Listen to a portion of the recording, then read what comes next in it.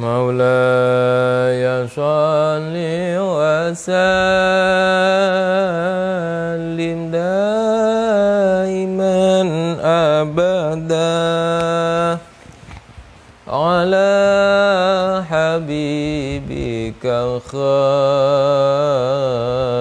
الخلق كلهم هو الحبيب الذي ترجى شفاعته لكل هول من الأهوال مقتحم يا ربي بالمصطفى بلغ مقاصدنا واغفر لنا ما مضى يا واسع الكرم.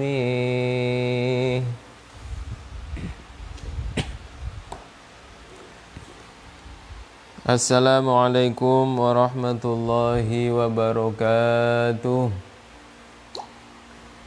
Ila hadratin Nabil Mustafa Sayyidina wa Maulana Muhammadin sallallahu alaihi wasallam wa alihi wa ashabihi wa azwajihi wa dhurriyyatihi wa jami'i ikhwanihi minal anbiya'i wal mursalin wa syuhada'i wa shalihin wal ulama'il amilin wa masyayikhina fid din wa likulli waliyyin waliyah min masyarikil ardi ila magharibiha wa jami'al musannifin al-mukhlisin khususan ila musannif hadzal kitab Asy-Syaikh Jalaluddin As-Suyuti wa Syekh Jalaluddin Al-Mahalli wa usulihima wa furu'ihima wa masyayikhina wa asatidina wa muallimina wa ulama'ina khususan ila Baiki Haji Wahab Hasbullah wa ila Abah Nasrullah Abdur Rahim wa usulihim wa buru'ihim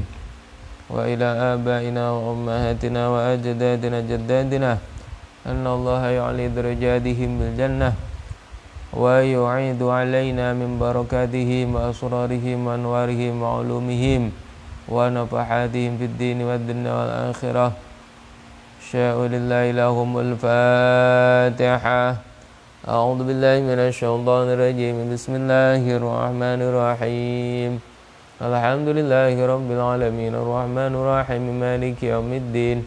Iyyaka na'budu wa iyyaka nasta'in ihdinas siratal mustaqim. Siratal ladzina an'amta 'alaihim ghairil maghdubi 'alaihim waladdallin. Amin.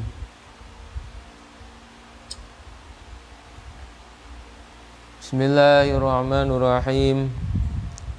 Alhamdulillahi rabbil alamin wa bihi nasta'in ala umurid dunya waddin.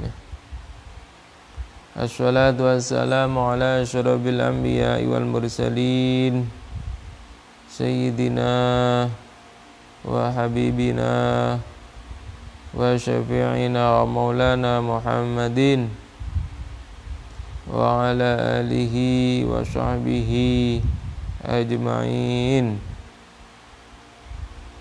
Qala al-mu'allif rahimahullahu ta'ala Allahumma wa nafa'na bihi wa bi'ulumihi wa a'ada alaina bi barakatihi wa amaddana bi asrarihi fid daraini amin ya rabbal alamin.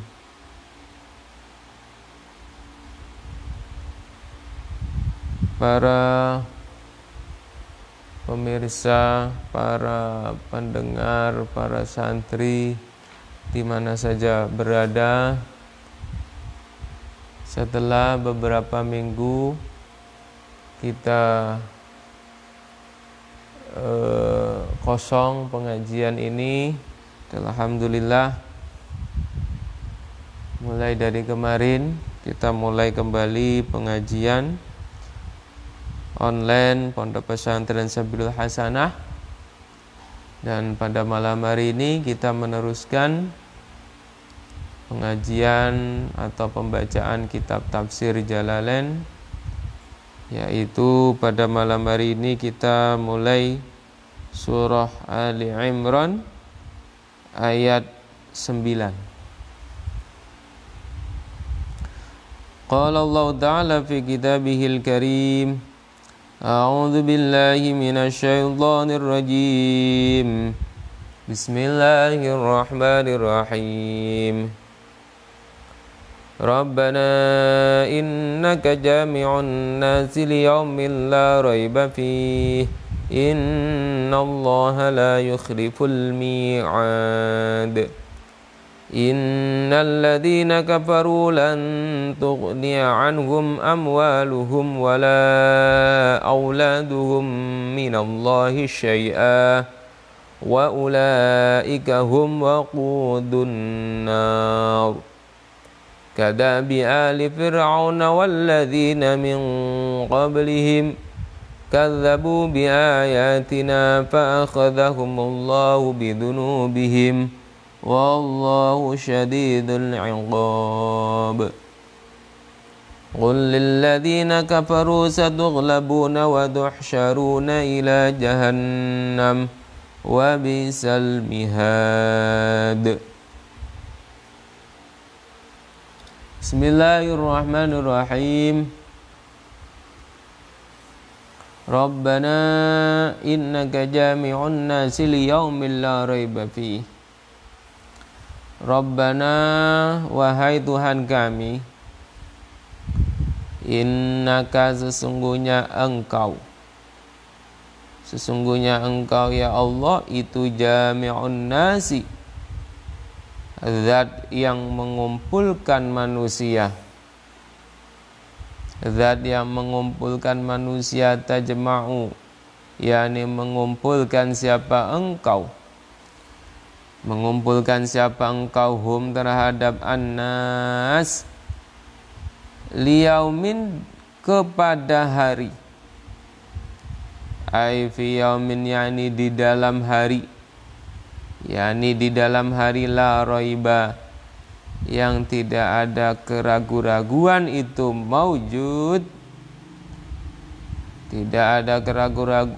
maujud, ya lanya itulah allati ta'malu amala inna, atau juga disebut la linafsil jinsi, ya, sehingga isim yang jatuh setelah la itu mabni fathah, ya, menjadi isimnya la, kemudian khobarnya dibuang, ya, sehingga kalau diartikan itu maujudun.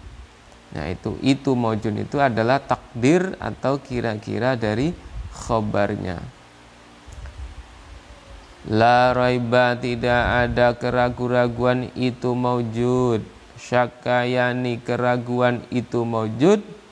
Fihi, di dalam yaum. Huwa adapun yaum itu yaumul qiyamati, hari kiamat. Jadi Allah itu akan mengumpulkan kita semua nanti pada hari kiamat. Ya. Mulai dari orang pada zaman Nabi Adam sampai nanti manusia, ya, ketika hidup di hari kiamat nanti, semuanya akan dikumpulkan oleh Allah di padang mahsyar. Ya. Untuk apa dikumpulkan di padang mahsyar? Ya, untuk menerima, ya, pengadilan Allah dan pembalasan atas segala amal yang telah kita perbuat di dunia. Fatujazi, maka membalas siapa engkau itu Allah, him terhadap annas, bi'amalihim dengan beberapa amalnya annas, kama wa'adta, seperti halnya telah berjanji siapa engkau telah berjanji siapa engkau bidzalika dengan itu fatujazihim bi'amalihim. Jadi banyak sekali janji Allah di dalam Al-Quran, yang mana isi janji itu adalah Allah akan membalas setiap perbuatan yang dilakukan oleh manusia.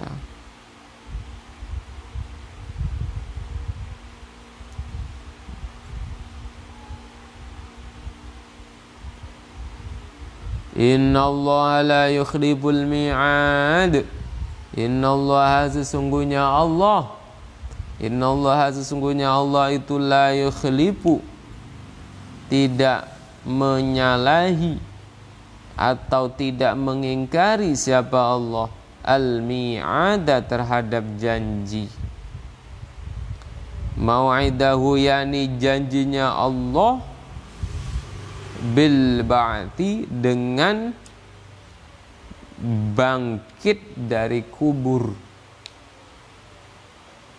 Jadi ketika nanti umat manusia sudah mati semua, puncaknya yaitu ketika hancurnya semua alam semesta ini, langit dan bumi ini hancur, maka kemudian manusia dibangkitkan kembali.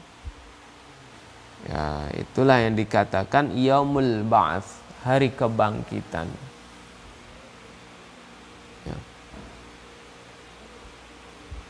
Dibangkitkan, digambarkan di dalam kitab itu seperti biji yang tumbuh dari permukaan tanah.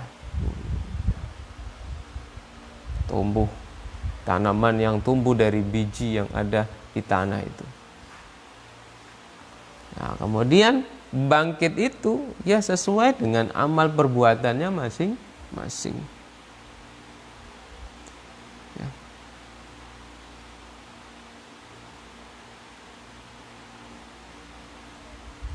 Fihi, itu di dalam innallaha la yukhliful mi'ad. Iltifatun, adapun berpaling atau berubah, minal khitabi, dari dhamir mukhatab. Jadi awalnya kan innaka pakai dhamir mukhatab, tapi kemudian di akhir ayat menggunakan dhamir ghaib, wa yahmilu, dan mungkin apa ayakuna ada apa innallaha la yukhliful mi'ad, itu min kalamihi, dari perkataan Allah Ta'ala, itu min kalamihi ta'ala, dari perkataan Allah Ta'ala. Wal gharadu, adapun tujuannya minad du'ai, dari doa, bidzalika, dengan itu Rabbana la tuzigh qulubana, dan Rabbana innaka jami'un nas. Tujuannya apa? Itu bayanun menjelaskan anna himamahum, sesungguhnya beberapa cita-citanya nas, itu amrul akhirati, urusan akhirat. Walidzalika, dan karena itu himamahum amrul akhirat, karena itu anna himamahum amrul akhirat, sa'alu, maka memohon siapa sahabat ats-tsabata, terhadap mantap alal hidayati, atas petunjuk Allah, liyanalu, supaya memperoleh siapa sahabat tawabaha, terhadap pahalanya hidayah. Jadi inti dari doa ini, Rabbana la tuzigh qulubana ba'da idh hadaitana wa hab lana min ladunka rahmah innaka antal wahhab, itu ya. Kemudian Rabbana innaka jami'un nasi liyaumin la raiba fihi innallaha la yukhliful mi'ad. Itu intinya ya, anjuran kepada kita semua bahwasannya tujuan kita hidup, orientasi kita hidup, cita-cita kita hidup adalah untuk kepentingan akhirat. Sehingga kita memohon agar selalu mendapatkan hidayah, petunjuk dari Allah Subhanahu wa ta'ala.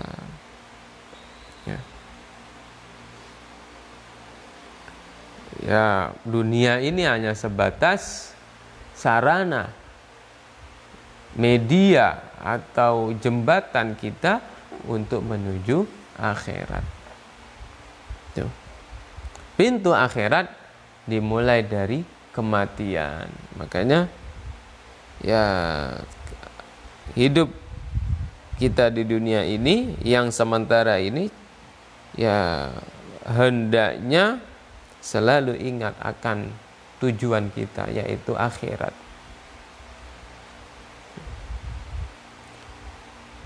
Jangan terlampau dinikmati, jangan terlampau senang, yang bisa menyebabkan kita semua lupa, lalai.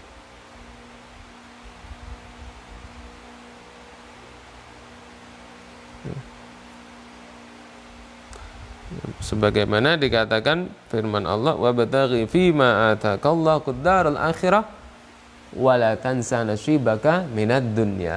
Jadi tujuan kita adalah untuk mencari kebahagiaan akhirat, orientasi yang pertama.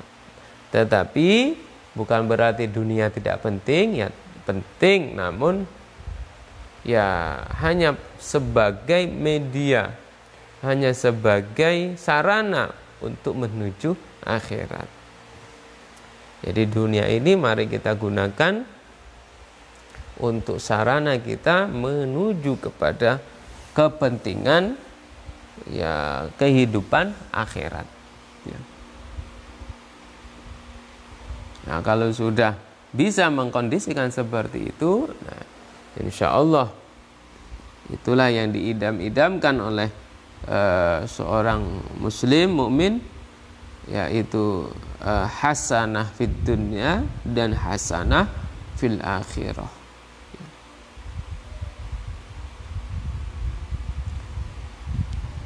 Rawa meriwayatkan siapa? Syekhani, Imam Bukhari Muslim. Dua syekh itu Bukhari Muslim. An Aisyah, dari Sayyidah Aisyah radhiyallahu taala anha, qalat, berkata siapa Aisyah, telah membaca siapa Rasulullah sallallahu alaihi wasallam hadhil ayata, terhadap ini ayat, rupanya ayat huwallazi anzala 'alaikal kitaba minhu ayatum muhkamatun. Ini ayat Ali Imran, ayat yang sebelumnya, yaitu ayat 7. Ya.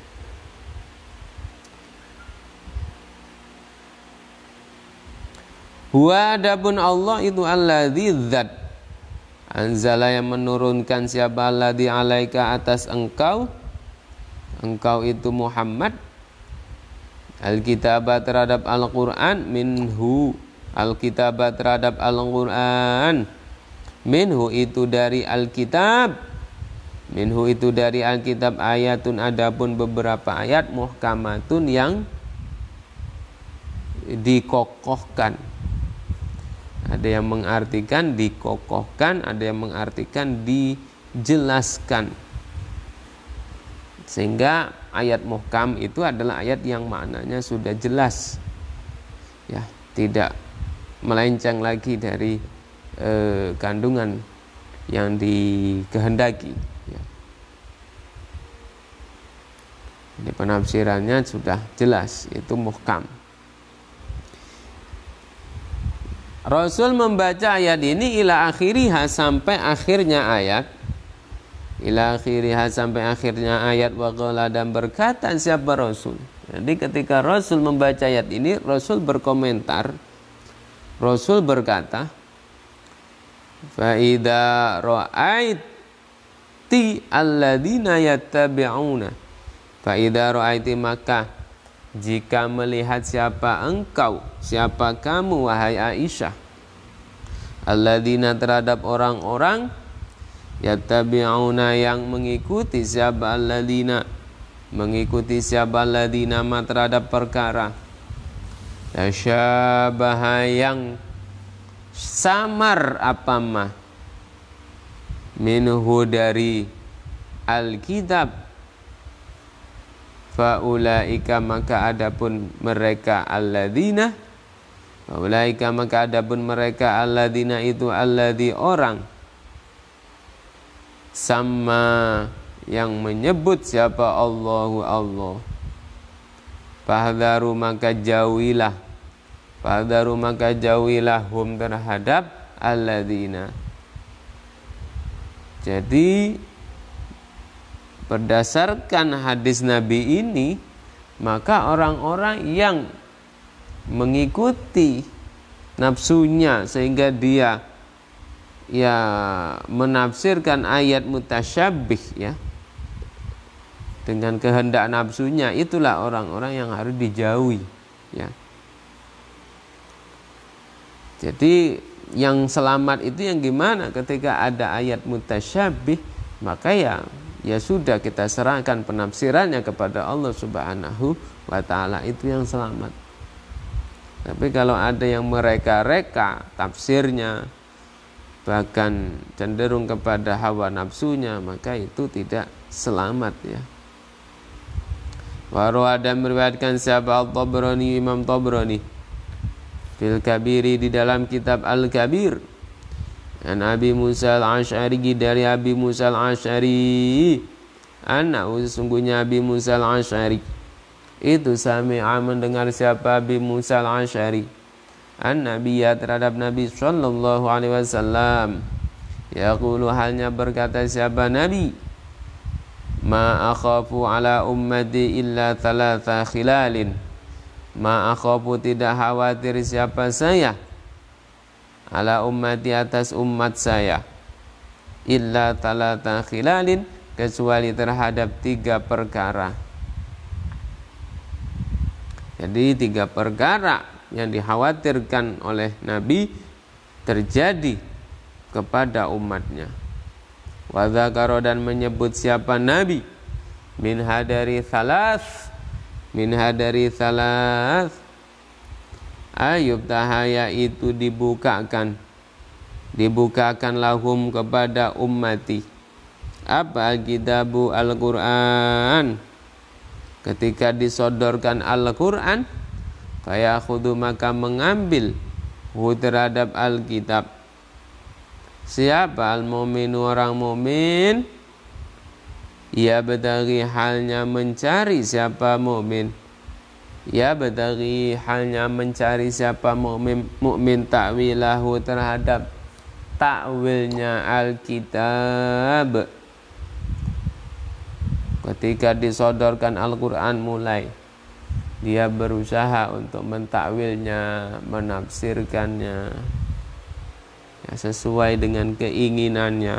Nah, ini yang dikhawatirkan oleh Rasul. Jadi gimana seharusnya? Seharusnya ya boleh kita menafsirkan ayat Al-Quran ya menjadi sebuah penafsiran ya, karena memang Al-Quran itu tidak langsung dikonsumsi mentah-mentah ya, tidak bisa langsung diterima begitu saja, harus diartikan kemudian ditafsirkan ya. Ketika mentafsirkan yang benar, yaitu menggunakan kaidah-kaidah penafsiran sebagaimana yang sudah dirumuskan oleh para ulama. Ada istilahnya ulumut tafsir ya. Ya, ketika menemukan ayat muhkam mutasyabih, ya ikut kaidah muhkam mutasyabih. Ya, ketika ada ayat am khos, ikut kaidah am khos gitu ya. Itu ada ilmunya. Kemudian ada tentang munasabah, banyak ya. Jadi menafsirkan sebuah ayat harus menggunakan ilmunya, yaitu ulumut tafsir.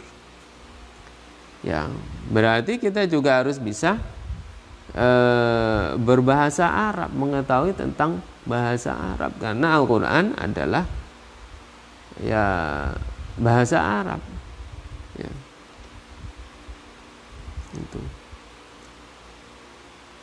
Kemudian juga harus membuka riwayat-riwayat tentang penafsiran para sahabat ya, penafsiran para sahabat, atau juga hadis-hadis Nabi ketika menafsirkan ayat tersebut.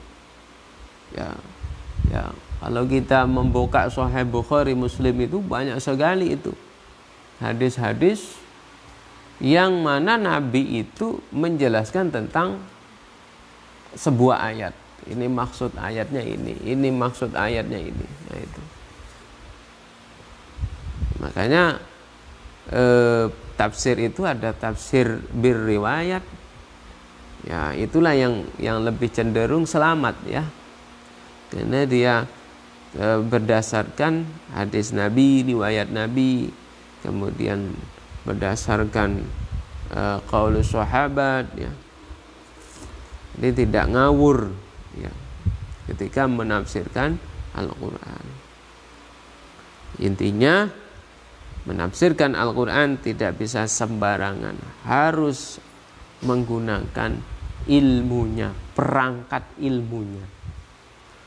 Ya, paham bahasa Arab, paham tentang ya balaghah, kemudian paham ulumul Quran, kemudian paham hadis-hadis yang berkaitan dengan tafsir-tafsir ayat Al-Quran gitu ya, dan ilmu-ilmu yang lainnya.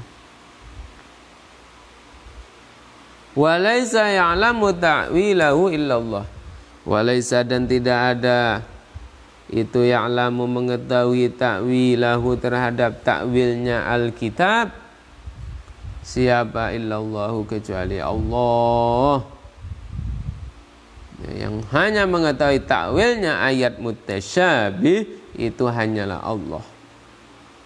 Ya, ayat mutasyabih kalau kemarin dicontohkan seperti Fawatihus Suwar, Alif Lam Mim. Maknanya apa? Ya, wallahu a'lam bimuradihi.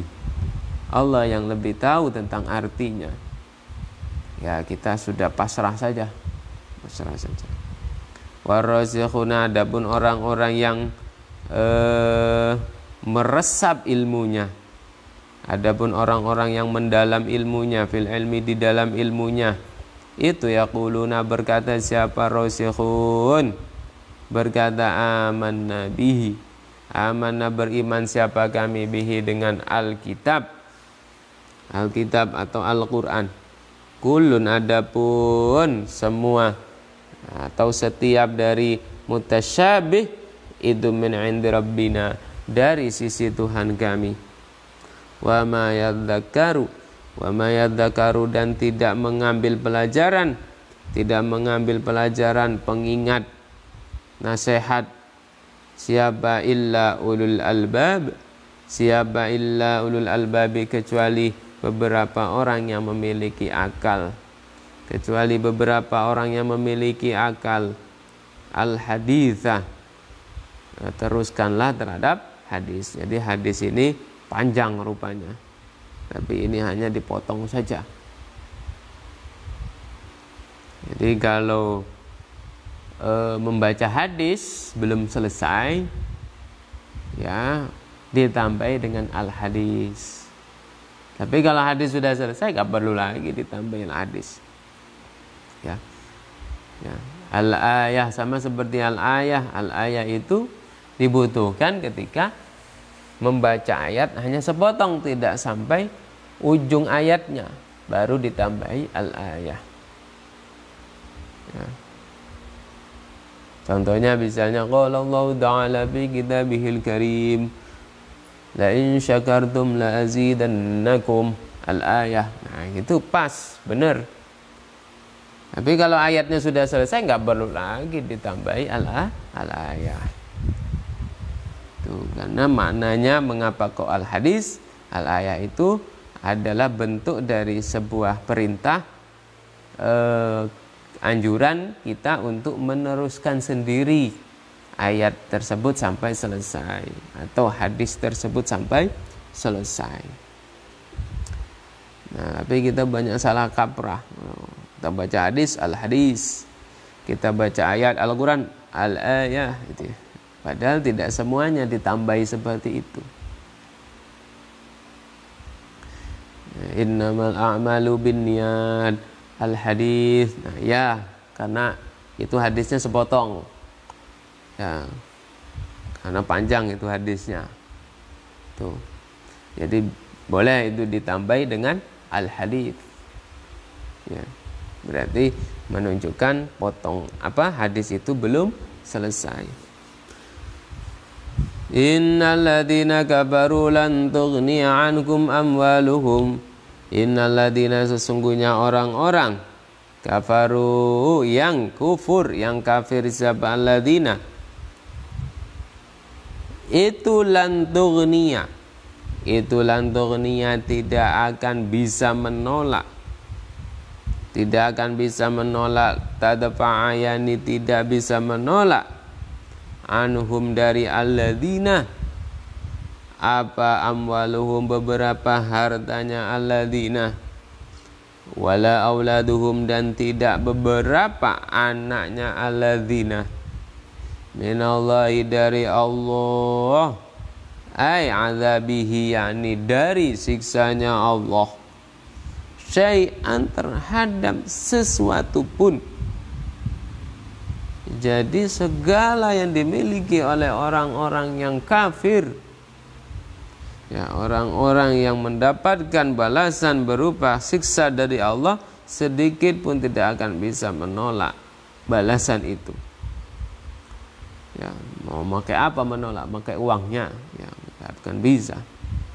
Uang itu adalah alat di dunia, tapi kalau di akhirat sudah nggak berlaku lagi. Ya. Nah, sekarang kan masih bisa ya, hukum itu dikelabui dengan uang, masih bisa. Ya, divonis bersalah, tahu-tahu bebas. Ya, bisa saja. Itu hukum di dunia. Tetapi kalau sudah hukum di akhirat, hukumnya Allah tidak akan pernah bisa. Ya, karena nggak berlaku lagi uang. Ya. Di akhirat sudah tidak berlaku lagi. Ya. Kemudian anaknya mau menyelamatkan, ya tidak akan bisa. Ya. Karena apa? Karena sudah kafir, ya, kafir. Jadi kalau kafir itu memang ya tempatnya di neraka. Makanya bersyukur kita dijadikan hamba Allah yang mukmin, yang beriman kepada Allah Subhanahu wa ta'ala. Ini sebagai penyelamat dari neraka, ya. Tuh. Karena kita sudah punya kuncinya, ya, kuncinya surga, miftahul jannah, la ilaha illallah, itu kuncinya. Namun kita tetap berusaha mempertahankan kunci ini jangan sampai hilang. Kita tidak bisa menjamin, ya, berapa tahun yang akan datang apakah kita masih dalam keadaan mukmin muslim, masih megang kuncinya, kan tidak bisa menjamin. Oleh karena itu caranya gimana supaya nggak hilang? Ya kita jaga. Miftahul jannah la ilaha illallah itu kita jaga. Kita jaga dengan selalu, ya, merawat iman kita, dengan selalu mendekatkan diri kepada Allah, supaya hati kita tetap la ilaha illallah, wiridnya, zikirnya, gitu ya. Ya. Bahkan kalau sudah, ya, ahli thariqah, ahli zikir itu Sudah ada hitungannya sehari berapa ribu kali la ilaha illallah. Nah itu untuk menjaga miftahul jannah tadi, ya, supaya nggak hilang. Nah, karena bisa saja itu hilang, bisa saja. Ya, kalau kita lalai kan bisa saja hilang. Itu.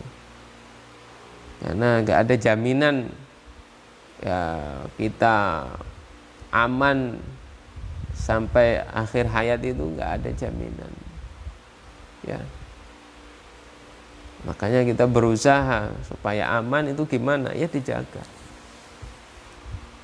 Ya, dijaga iman kita dengan selalu ya memperbanyak berzikir, beribadah, mendekatkan kepada Allah Subhanahu wa taala. Jaddidu imanakum biqauli la ilaha illallah. Yaitu.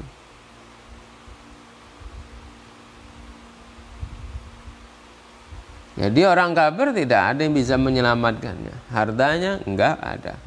Anaknya juga tidak. Ulaika hum waqudun nar wa ulaika, dan adapun mereka alladzina kafaru, hum ya alladzina kafaru, itu waqudun nari, yang menghidupkan neraka. Apa ya? Bahan bakarnya neraka. Ya.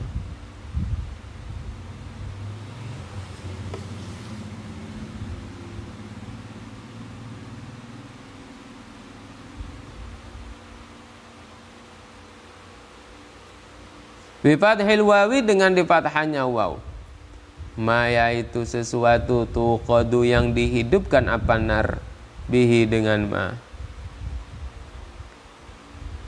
Dabuhum, adapun kebiasaannya alladzina kafaru, itu kadabi ali fir'auna, seperti kebiasaan keluarganya Fir'aun. Ka'adati ali fir'auna, yani seperti kebiasaannya keluarga Fir'aun. Walladzina, dan orang-orang min qablihim, dari sebelumnya ali Fir'aun. Minal umami, bayannya beberapa umat. Ka'adin, seperti kaum Ad, wa Samuda, dan kaum Samud. Ya, kaum Ad dan juga kaum Samud. Ya. Kaumnya Nabi Lut, gitu ya. Itu sama seperti Fir'aun juga. Orang yang ingkar kepada Allah Subhanahu wa taala. Kadzabu, mendustakan atau tidak percaya siapa alladzina, bi ayatina, dengan beberapa ayat kami. Fa akhadha, maka menghancurkan, hum, terhadap alladzina, siapa Allah ahlaka, yani menghancurkan siapa Allah, hum, terhadap alladzina, bidunubihim, sebab dosanya alladzina. Wal jumlatu, adapun jumlahnya, wal jumlatu, dan adapun jumlahnya, itu mufassiratun. Wal jumlatu, adapun jumlah itu mufassiratun, menafsirkan, lima, kepada ayat qablaha, yang sebelumnya jumlah. Jadi jumlah setelahnya menafsirkan ayat sebelumnya. Wallahu adabun Allah. Wallahu adabun Allah, itu syadidul iqabi. Itu syadidul iqabi, zat yang berat siksanya. Itu syadidul iqabi, zat yang sangat berat siksanya. Jadi kalau kita membayangkan siksa Allah, maka ya kita tidak bisa tergambarlah ya begitu beratnya siksa Allah. Oleh karena itu ya berusahalah kita berdoa, berbuat, beramal agar kita terhindar dari siksanya Allah. Ya. Makanya dalam diri manusia itu ada dua sifat yang harus dimiliki. yaitu yang pertama sifat khauf. Khauf itu adalah rasa takut. Takut apa? Takut bersalah, takut berdosa. Yang semua itu karena takut kepada siksanya Allah Subhanahu wa ta'ala. Tetapi untuk mengimbanginya, ya satu sisi takut, tetapi di sisi yang lain ya punya sifat roja.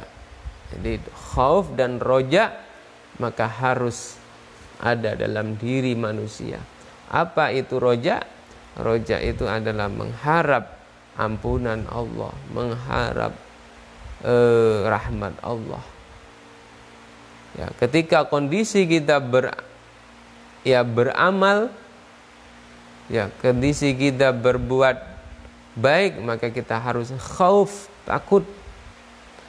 Ya. Sehingga dalam beramal itu benar-benar sungguh-sungguh kita mengharap jangan sampai amal kita itu sia-sia.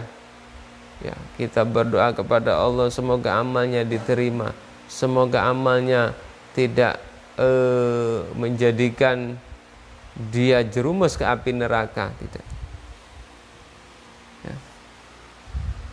Tetapi ketika kita misalnya suatu saat berdosa, maka kita ya munculkan sifat roja, mengharap ampunan Allah, mengharap rahmat Allah. Nah, itulah harus selalu seimbang dalam diri kita dua sifat, yaitu sifat khauf, takut, dan juga sifat roja, berharap kepada Allah Subhanahu wa ta'ala. Kalau dalam istilah kita ada pesimis, ada optimis. Ya, orang jangan selalu pesimis. Kalau pesimis nanti timbul putus asa, dan juga jangan terlalu optimis. Kalau terlalu optimis nanti timbul perasaan sombong. Ya, maka harus seimbang. Optimis ada, pesimis juga ada.